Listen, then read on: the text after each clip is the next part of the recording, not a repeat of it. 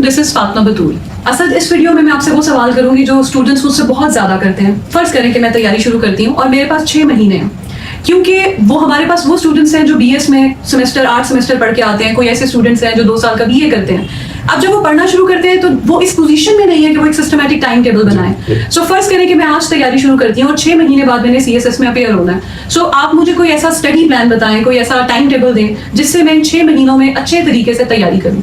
जी, बहुत ज़्यादा मुझे लगता है अहम बात है कि आप स्टडी प्लान बना पाएं, क्योंकि आपको स्ट्रक्चर्ड तैयारी की ज़रूरत तो है, लेकिन इस पे मेरा ओपिनियन ये है कि आप स्ट्रक्चर्ड तैयारी ज़रूर करें। इस बात का मतलब ये है कि there has to be a method to the madness, लेकिन आप रेजिमेंटेड तैयारी मत करें, क्योंकि मैंने बहुत सारी वीडियोस देखी, बहुत सारे मेंटोर्स को सुना, and people come up with their own recipes. I respect people's opinions, क्योंकि हर इंसान के लिए कुछ ना कुछ वर्क किया होता है, और जो किसी के लिए वर्क करता है, it is something which is people sort of get emotionally attached to it.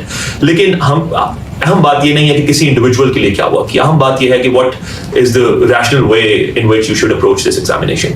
और रैशनल वे ये नहीं है कि आप पहले 3 महीने सिर्फ, बहुत लोगों को सुनता हूँ वो कहते हैं अच्छा पहले आप कंपल्सरीज खत्म करें, 3 महीने उस पर लगाएं, फिर अगले 3 महीने आप ऑप्शनल्स पे लगाएं। या कुछ लोग कहते हैं अच्छा आप रोज के 8 घंटे अगर पढ़ रहे हैं तो the first 4 hours should be compulsory, other 4 hours should be, the rest 4 hours should be optional. ऐसी कोई आपको रेजिमेंटेड तैयारी करने की जरूरत नहीं है, लेकिन एट द सेम टाइम मैं ये नहीं कह रहा कि it should be totally unplanned and unstructured. आपको स्ट्रक्चर तो जरूर करना है अपनी तैयारी को।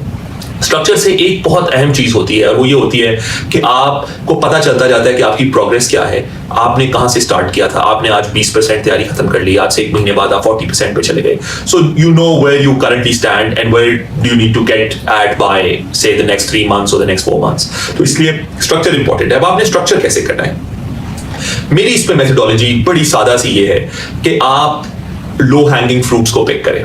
लो हैंगिंग फ्रूट्स ये हैं कि वो पेपर्स, वो सब्जेक्ट्स जिन पे आपकी already based on your educational background आपकी ऑलरेडी तैयारी बेहतर है। लोग इसके बरक्स बात करते हैं, वो ये कहते हैं कि जिन सब्जेक्ट्स पे ज्यादा टाइम लगना है और जो आपको मुश्किल लगते हैं, subjects that you don't know much about या subjects that you face difficulty at, उन सब्जेक्ट्स को आप पहले स्टार्ट कर लीजिए, उनको पहले खत्म करें। जब आप उनको अबूर कर लें तो फिर आसान वाले सब्जेक्ट्स पे आ जाए। नहीं, ऐसा मत कीजिए। लो हैंगिंग फ्रूट्स को पिक करें because they give you a very very good head start into your preparation. जब एक दफा वो हेड स्टार्ट मिलता है आपको, तो आपका एक तो कॉन्फिडेंस बहाल होता है, you know that this is something that you can do.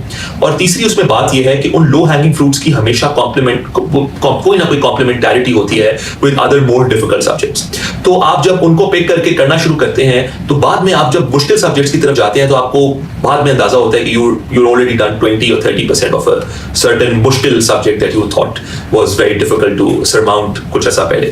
तो आप पहले 2 या 3 महीने लो हैंगिंग फ्रूट्स को सबसे पहले तो आइडेंटिफाई करें। एक दफा आपने अपने सब्जेक्ट सिलेक्ट कर लिए, spend good 15-20 days in selecting your subjects. हम इसके ऊपर बाद में किसी और वीडियो में तफसील से बात कर सकते हैं कि सब्जेक्ट सिलेक्शन कैसे होनी चाहिए, लेकिन ये बहुत अहम बात है। एक दफा आपने सब्जेक्ट सिलेक्ट कर दिया तो 15 या 20 दिन लगाइए सब्जेक्ट सिलेक्ट करने में। एग्जामिनर रिपोर्ट्स पढ़िए, सिलेबसेस पढ़िए, और उसके बाद सिलेबस को पढ़ते हुए लो हैंगिंग फ्रूट्स पे कीजिए। वो सब्जेक्ट्स इनकी तैयारी आसान है, जिनमें आपका या तो एजुकेशनल बैकग्राउंड है, या उनके नोट्स ऑलरेडी बने हुए हैं, या उनकी किताबों को आप आइडेंटिफाई कर चुके हैं। इन सब क्राइटेरिया के बेसिस पे आप एक लो हैंगिंग फ्रूट को आइडेंटिफाई कर सकते हैं। उसके बाद उनको क्विकली कीजिए। My idea is that if you are doing 8 hour days and if you pick one subject at a time, तो आपको 6 डेज के अंदर व्हिच इज 48 आवर्स आपको 100 मार्क के सब्जेक्ट के लिए दरकार होंगे।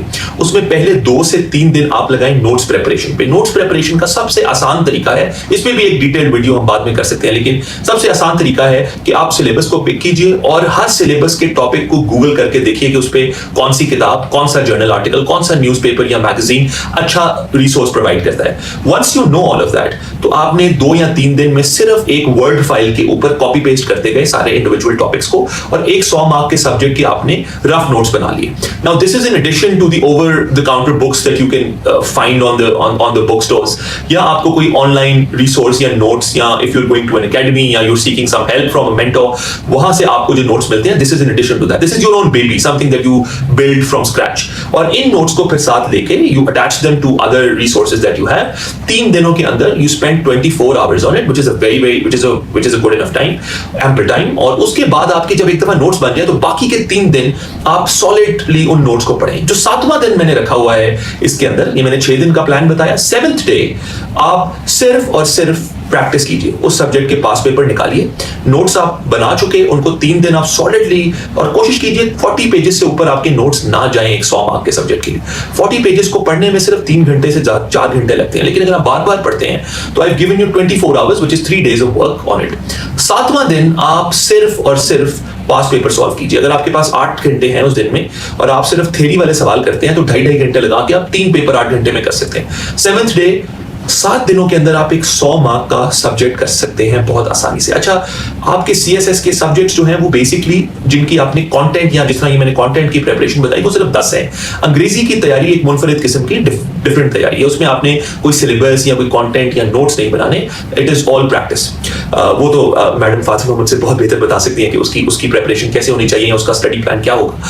पर आपने एक दफा नोट्स बना लिए, प्रैक्टिस कर लिया, तो यही 7 दिन को अब आप एक्सट्रैपोलेट कर दें ओवर 10 सब्जेक्ट्स, तो आपको नजर आएगा कि आपको 7 into 10 बेसिकली आपको सिर्फ 70 दिन चाहिए इनिशियल प्रिपरेशन के लिए, जिसमें आपने एक दफा नॉलेज भी एक्यूमुलेट कर ली, आपके नोट्स भी बन गए और आपने किसी हद तक प्रैक्टिस भी कर ली। 70 दिनों का मतलब है अगर आप इनको 75 पे भी ले जाएं तो दिस मींस 2.5 months। अगर आप ये एक्सरसाइज और इसमें अगर आपके ऑफ डेज हम डाल लें, your events, your days that you could not study, days that you were not well, तो आप इसको 3 महीने लगा लीजिए। तो इसका मतलब यह है कि आपने अपनी बेस तैयारी अंग्रेजी के 2 सब्जेक्ट्स के अलावा 3 महीने में कर ली। Then if you have 3 more months going into the exam, अगर आपने 6 महीने पहले ये तैयारी स्टार्ट की थी जो कि आइडियल है, तो आखिरी 3 महीने आप अपने स्किल्स के ऊपर बहुत ज्यादा काम कर सकते हैं। स्किल से मेरा मतलब है आप अपनी अंग्रेजी की हैंड राइटिंग पेस को इंप्रूव करें, डिफरेंट किस्म की चीजें लिखें, उससे अपना एक्सप्रेशन इंप्रूव करें, वीडियो सुने BBC, CNN, और so expose yourself to different perspectives and different world views। उसकी बेसिस पे जो आपने अपने नोट्स बनाए हुए हैं उनको एनरिच करते जाएं, अखबार रोज पढ़ें और स्किल्स के ऊपर ज्यादा से ज्यादा काम करते जाएं।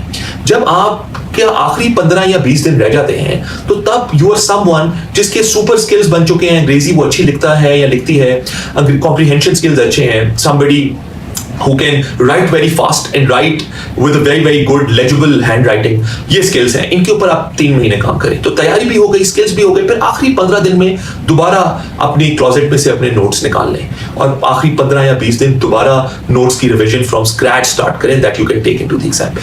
This is the best way you could prepare। So I don't think there's a better way. This is structured but not regimented। No, this is very good, and I believe these low-hanging fruits जी। will give our aspirants that much-needed sense of achievement, जो कि आपको which keeps you going। So it's very important कि आप motivated रहें और आप ये जो आपका एक थका देने वाला सफर है, इसमें आपको कुछ ना कुछ मिलता रहे। Thank you so much, Asad। I believe कि this video is going to help many students in preparation for CSS exams। Thank you so much। I'll see you in another video।